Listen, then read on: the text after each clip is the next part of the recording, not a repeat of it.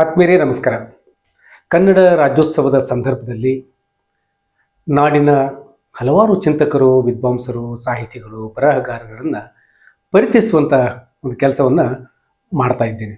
ಅದರ ಒಂದು ಭಾಗವಾಗಿ ಇವತ್ತು ಹ ಗುಮಗೀರ ಅಂತ ಒಂದು ಚಿಕ್ಕ ಗ್ರಾಮದಲ್ಲಿ ಇದ್ಕೊಂಡು ಸಾವಿರಾರು ಸಂಖ್ಯೆಯ ಸ್ನೇಹಿತ ಬಳಗವನ್ನು, ಸಾಹಿತ್ಯಿಕ ಬಳಗವನ್ನು, ವಿದ್ವಾಂಸರ ಬಳಗವನ್ನು ಕಟ್ಟಿಕೊಡುವಂತಹ ಒಂದು ಜೀವಂತ ಒಂದು ನಿದರ್ಶನ ಅಂತಂದರೆ ನಮ್ಮ ಹನುಮೇಶ್ ಗುಂದೇರಿ ಅವರು. ಎಷ್ಟು ಸಹೃದಯಗಳು ಹನುಮೇಶ್ ಅವರು ಅಂತಂದರೆ, ಎಂದೂ ತಮ್ಮ ಹಪ್ಪಾಪಿಗೆ ತಮ್ಮ ಹೆಸರು ಸಲುವಾಗಿ ಎಂದೂ ಬಡಿದಾಡಿದವರಲ್ಲ. ತಮ್ಮಿಂದ ಅನೇಕ ಜನರನ್ನು ಪರಿಚಯಿಸುವಂಥ ಕೆಲಸವನ್ನು ಪ್ರಾಮಾಣಿಕವಾಗಿ ಮಾಡ್ಕೊಂಡು ಬರ್ತಾ ಇದ್ದಾರೆ. ಇವತ್ತು ಗುಮಗೀರಿ ಅಂತ ಗ್ರಾಮದಲ್ಲಿ ಡಾಕ್ಟರ್ ಶೇಖರಗೌಡ ಮಾಲಿ ಪಾಟೀಲ್ರಂಥವ್ರನ್ನ, ಇನ್ನೇ ತದನಂತರ ಇನ್ನುಳಿದಂಥ ವೀರನಗೌಡ ಗುಮಗೀರಿ ಅಂಥವ್ರನ್ನ, ಅನೇಕ ಜನ ಬರಹಗಾರನ, ಸಾಹಿತಿಗಳನ್ನ, ಸಂಘಟಕರನ್ನ ಎಲೆಮರೆ ಕಾಯಿ ತಿದ್ದುಕೊಂಡು ಅವರನ್ನು ರೂಪಿಸಿದಂಥ ಕೀರ್ತಿ ನಮ್ಮ ಹನುಮೇಶ್ ಗುಂದೇರಿ ಅವರು ಸಲ್ತಾ ಇದೆ. ಅವ್ರದ್ದೊಂದು ಸ್ವಭಾವ ಇಷ್ಟೇ, ನಾನು ಮಾಡಿನಂತ ಎಂದೂ ಅವರು ಇಲ್ಲಿ ಹೇಳ್ಕೊಳ್ಳಿಲ್ಲ. ತಾವೇ ಸ್ವತಃ ಮಾಡಿದರೂ ಕೂಡ ನಾನು ಮಾಡಿಲ್ಲ ಅನ್ನೋ ಸ್ವಭಾವ ಮತ್ತು ಗುಣದಿಂದ ಇವತ್ತು ಹನುಮೇಶ್ ಗುಂದೇರಿ ಅವರು ನಮ್ಮೊಟ್ಟಿಗೆ ಇದ್ದಾರೆ ಅಂತೇಳಿ. ಸರ್ ನಮಸ್ಕಾರ. ಸರ್ ನಮಸ್ಕಾರ. ಹನುಮೇಶ್ ಸರ್, ಇವತ್ತು ರಾಜ್ಯೋತ್ಸವದ ಸಂದರ್ಭದಲ್ಲಿ ಇವತ್ತಿನ ಯುವ ಜನಾಂಗ, ಯುವ ಪೀಳಿಗೆ ಕವಿತೆ, ಕವನಗಳನ್ನು ಒಂದು ಹೆಜ್ಜೆ ಲೇಖನಗಳನ್ನು ಬರೆಯುತ್ತಾ ಸಾಹಿತಿಗಳಾಗಿದ್ದನ್ನು ನಾವು ಕಾಣ್ತಾ ಇದ್ದೇವೆ. ಈ ಕುಷ್ಟಗಿರಿ ಪ್ರದೇಶದ ವಾತಾವರಣದಲ್ಲಿ ತಾವು ಅವರೆಲ್ಲ ಬೆಳೆಸ್ಕೊಂತ ಬಂದಿದ್ದೀರಿ. ನಮ್ಮ ಒಂದೆರಡು ಅನುಭವದ ಮಾತುಗಳನ್ನು ಕೇಳೋಣ ಅಂತ. ಎಲ್ಲರಿಗೂ ರಾಜ್ಯೋತ್ಸವದ ಶುಭಾಶಯಗಳು. ಇನ್ನೊಂದೇನೆಂದರೆ, ಇಲ್ಲಿ ಯುವಕರಿಗೆ ಒಳ್ಳೆ ಅವಕಾಶಗಳಿರ್ತವೆ. ಕುಷ್ಟಗಿ ತಾಲೂಕಿನಲ್ಲಿ ಬೆಳೀಲಿಕ್ಕೆ, ಬರೀಲಿಕ್ಕೆ ಒಳ್ಳೆ ಅವಕಾಶ ಇದ್ದಾವೆ. ಆದರೆ ಅಧ್ಯಯನದ ಕೊರತೆ ಕಾಣ್ತಾ ಇದೆ. ಈಗ ನಾವು ನೀವು ಏನು ಅಧ್ಯಯನ ಮಾಡಿವಿ, ಅದು ನಾಲ್ಕನೇ ಸಹಿತ ಮಾಡೋದಿಲ್ಲ. ಈಗ ಓದ್ರಿ ಅಂತ ಹೇಳ್ತೀನಿ ನಾನು. ಅಷ್ಟು ಓದ್ರಿ, ಬಹುಬೇಗನೆ ಪ್ರಖ್ಯಾತರ ಆಗ್ಬೇಕು ಅನ್ನೋದು ಬೇಡ. ಅದು ಓದ್ಬೇಕು, ಬಹಳಷ್ಟು ಅಧ್ಯಯನಶೀಲರಾಗಬೇಕು. ಜೊತೆಗೆ ಸಾಹಿತ್ಯಿಕ ಅಧ್ಯಯನ ಬೇಕು. ಒಂದೇ ಥರದಲ್ಲ, ನಿಮ್ಗೆ ಯಾವ್ದು ಏನು ಅನ್ಸುತ್ತೆ ಅದು ಓದ್ಬೇಕು. ಏನ್ರಿ, ಕಾವ್ಯ ಆಗಲಿ, ಕಥೆ ಆಗಲಿ, ಕಾದಂಬರಿ ಆಗಲಿ, ಪ್ರವಾಸ ಕಥನ ಆಗಲಿ, ಪ್ರಬಂಧ, ಯಾವ್ದಾದ್ರು ನಿಮ್ಗೆ ಏನು ಅನ್ಸುತ್ತೆ ಅದು ಓದಿರಿ ಅನ್ನೋದು ನಾನು ಯುವಕರಿಗೆ ಕೊಡೋಂಥ ಕಿವಿ ಮಾತು. ಯಾವ್ದು ಬೇಡ, ನೀವು ಇವತ್ತು ಸಾಮಾಜಿಕ ಜಾಲತಾಣಗಳಲ್ಲಿ ಎಲ್ಲ ಕಡೆ ಬಿಜಿ ಆಗಿರೋ ಅಂದಮೇಲೆ ನಿಮ್ಗೆ ಓದೋದಾಗಲ್ಲ. ಇದನ್ನ ಓದ್ರಿ, ನೀವು ಸಾಪ್ತಾಹಿಕ ಪುರಾಣಗಳನ್ನು ಓದ್ರಿ. ಅದಕ್ಕೆ ಕರ್ಕೊಂಡ್ ಬರುವಂತ ಸಾಪ್ತಾಹಿಕ ಪುರಾಣಗಳಿಂದ ನಾವು ಬೆಳೆದವರು. ಏನ್ರಿ, ಅವಾಗ ಕಾಲಕ್ಕೆ ಅಂಥವನ್ನ ಅದು ಓದ್ರಿ. ಅದ್ರಲ್ಲಿ ಭಾಳ ಬೇಡ, ನಿಮ್ಗೆ ಸಮಯ ಸಿಕ್ಕಾಗ ಒಂದು ಕವಿತೆ ಓದ್ರಿ, ಕಾದಂಬರಿ ಓದ್ರಿ, ಕಥೆ ಓದ್ರಿ, ಮಕ್ಕಳ ಪದ್ಯ ಓದ್ರಿ, ಆಮೇಲೆ ಪದಬಂಧ ಮಾಡ್ರಿ ಅಂತೆಲ್ಲ ಮಾಡಿ ಅಂತಂದು ಅವ್ರಿಗೆ ಹೇಳಕ್ ಬಯಸ್ತೀವಿ. ಹನುಮೇಶ್ ಸರ್ ಏನು ಹೇಳ್ತಾರಂದರೆ, ಮೊದಲು ಒಬ್ಬ ಓದುಗನಾಗಬೇಕಾಗಿತ್ತಂದರೆ ಅವನು ಪತ್ರಿಕೆಗಳನ್ನು ಮೊದಲೇ ಓದ್ತಾ ಬರಬೇಕು ಅಂತ.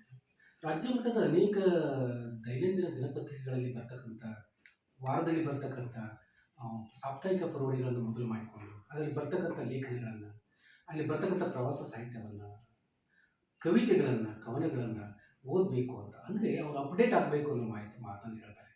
ಹಾಗಾದರೆ ಇವತ್ತಿನ ವಿಜ್ಞಾನ ತಂತ್ರಜ್ಞಾನದ ಯುಗದಲ್ಲಿ ಕೂಡ ನಮ್ಮ ಸ್ನೇಹಿತರು, ಯುವಕರು ಸ್ವಲ್ಪ ಅದನ್ನು ಮರೆಮಾಚಾರ ಅಂತ ನಾನು ಅನ್ಕೊಂತೀನಿ. ಆಮೇಲೆ ನಿಮಗೆ ಮಾಧ್ಯಮದ ಮೂಲಕ ಹೇಗೆ ನಿಮ್ಮ ಮೊಬೈಲಲ್ಲೇ ಕೈಗೆಟುಕುವಂತೆ ಇವತ್ತು ಸಾಹಿತ್ಯ ಸಿಗ್ತದೆ ಓದಕ್ಕೆ. ಅದರಿಂದ ಪ್ರಾರಂಭ ಮಾಡ್ಬೋದು. ಎಲ್ಲೇ ಹೋಗ್ತಾ ಓದ್ಬೋದು. ನಾವೆಲ್ಲ ಅವಾಗ ಓದಕ್ಕಲ್ಕ ಬಸ್ಸಿನಲ್ಲಿ ಪ್ರಯಾಣ ಮಾಡೋಕ್ಕಲ್ಕ ಪುಸ್ತಕಗಳನ್ನು ಓದ್ತಿದ್ವಿ ನಾವು.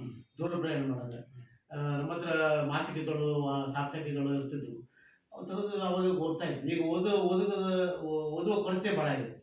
2 ದಶಕಗಳ ಹಿಂದಿನ ಮಾತು ನೆನಪಾಗ್ತಾ ಇದೆ. ತಿಕೋಟಿಗರ ಪೆಟ್ರೋಲ್ ಪಂಪ್ನ ಎದುರುಗಡೆ ಕೃತಿ ಪುಸ್ತಕಾಲಯ ಅಂತೇಳಿ ಒಂದು ಸಣ್ಣದಾದಂಥ ಪುಸ್ತಕದ ಅಂಗಡಿಯನ್ನು ಮಾಡಿದರು. ಅವರು ಆರ್ಯವೈಶ್ಯ ಸಮಾಜದಿಂದ ಬಂದಂಥವ್ರು ಆದರೂ ಕೂಡ ಹನುಮೇಶ್ ಗುಂದೇರಿಯವರು ಎಷ್ಟು ಧಾರಾಳತನ ಅಂತಂದರೆ, ಯಾರಾದರೂ ಪುಸ್ತಕ ಕೇಳಿದ್ರೆ ಪುಸ್ತಕನೇ ಕೊಟ್ಬಿಡೋದು.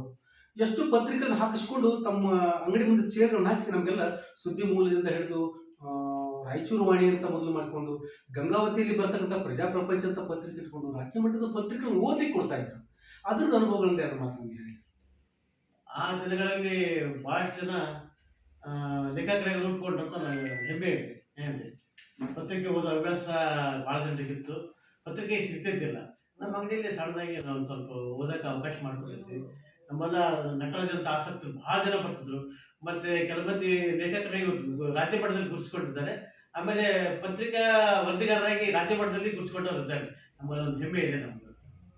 ಇವತ್ತಿಗೂ ಕೂಡ ಒಂದು ಮಾತು ಹೇಳೋದಂತಂದ್ರೆ, ಹನುಮೇಶ್ ಗುಂದೇರಿ ಅವರ ಬಗ್ಗೆ ಫೇಸ್ಬುಕ್, ವಾಟ್ಸಪ್ ಮತ್ತು ಇವೆಲ್ಲ ಟ್ವಿಟರ್ ಅದು ಈ ಸಾಮಾಜಿಕ ಜಾಲತಾಣಗಳು ಇದ್ರೂ ಕೂಡ ಹನುಮೇಶ್ ಅವರ ಒಂದು ಗುಣ ಸ್ವಭಾವ ಹೇಗಂತಂದ್ರೆ ಯಾವುದೊಂದು ಒಳ್ಳೆ ಲೇಖನ ಬಂದಿದ್ರೆ, ಯಾವುದೊಂದು ಪರಿಚಯ ಬಂದಿದ್ರೆ, ಇವತ್ತು ಉಪಯುಕ್ತವಾದಂಥ ಒಂದು ಸಂದೇಶ ಇದ್ರೆ ಅವರಿಗೆ ಪರ್ಸನಲ್ ಆಗಿ ಅವ್ರ ವಾಟ್ಸಪ್ಗೆ ಹಾಕಿ ಇದು ಸ್ವಲ್ಪ ನೀವು ಗಮನಿಸ್ರಿ, ಇದು ಓದ್ರಿ ಅಂತ ಹೇಳುವ ಕಳಕಳಿ ಅವ್ರಿಗೆ ಇವತ್ತಿಂದ ಅಲ್ಲದು.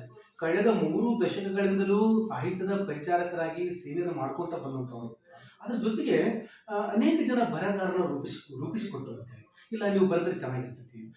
ಇನ್ನೊಂದು ಮಾತು ಇದೇ ಸಂದರ್ಭದಲ್ಲಿ ಹೇಳ್ಬೇಕು, ನಾನು ನೆನಪಿಸ್ಕೊಳ್ಬೇಕು. ಮಾನ್ಯ ಅಮರೇಗೌಡ ಪಾಟೀಲ್ ಬಯಪುರ ಸಾಹೇಬರು ಮನವೊಲಿಸಿ ಒಳ್ಳೆಯ ಸಾಹಿತ್ಯ ಕೃತಿಗಳಿಗಿದ್ರೆ ಅವಾಗ ಪ್ರಕಟಣೆ ಮಾಡ್ತಕ್ಕಂಥ ಜವಾಬ್ದಾರಿಯನ್ನು ಕೂಡ ಪ್ರಾಮಾಣಿಕವಾಗಿ ಸರ್ ಮಾಡ್ತಾ ಇದ್ದಾರೆ. ಇದ್ರ ಬಗ್ಗೆ ತಾವು ಎರಡು ಮಾತನಾಡ್ತಾರೆ. ಇಲ್ಲಿ ಏನಂತಂದ್ರೆ ಪುಸ್ತಕ ಪ್ರಕಟಣೆ ಕೊರತೆ ಬಹಳ ಇದೆ, ಅದು ಸ್ವಲ್ಪ ತೊಂದರೆ ಇದೆ ಆರ್ಥಿಕವಾಗಿ.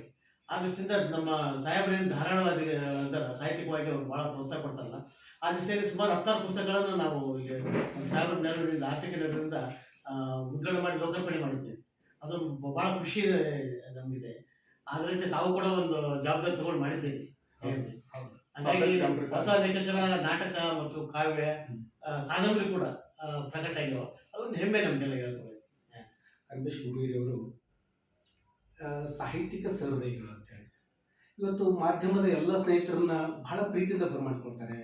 ಅನೇಕ ಜನ ಯುವ ಬರಹಗಾರರಿಗೆ ಒಂದು ವೇದಿಕೆಯನ್ನು ಕಲ್ಪಿಸಿಕೊಟ್ಟಿದ್ದಾರೆ. ಪುಸ್ತಕ ಪ್ರಕಟಣೆಯ ಒಂದು ಹಂತದಲ್ಲಿ ಹನುಮೇಶ್ ಅವರ ಪಾತ್ರ ತುಂಬ ಇದೆ. ಕಾರಣ ಏನು ಅಂತಂದರೆ, ಇವತ್ತು ಮನುಷ್ಯ ಸಹೃದಯಾಗಿರಬೇಕು, ಸಮಾಜಮುಖಿಯಾಗಿರಬೇಕು, ಜೊತೆಗೆ ಸಾಹಿತ್ಯಿಕವಾಗಿ ನನ್ನೊಟ್ಟಿಗೆ ಎಲ್ಲರೂ ಬೆಳಿಬೇಕು ಅನ್ನೋ ಒಂದು ಸದುದ್ದೇಶ ಅವ್ರದ್ದು ಕೂಡ. ಅನೇಕ ಜನ ಸ್ನೇಹಿತರು ಕೂಡ ಬೆಂಗಳೂರಲ್ಲಿ ಹನುಮೇಶ್ ಅವರಿಗೆ ಒಂದು ದೊಡ್ಡ ಬಳಗನೆ ಇದೆ. ಅದ್ರ ಬಗ್ಗೆ ಒಂದೆರಡು ಮಾತಾಡಿ. ಇವತ್ತು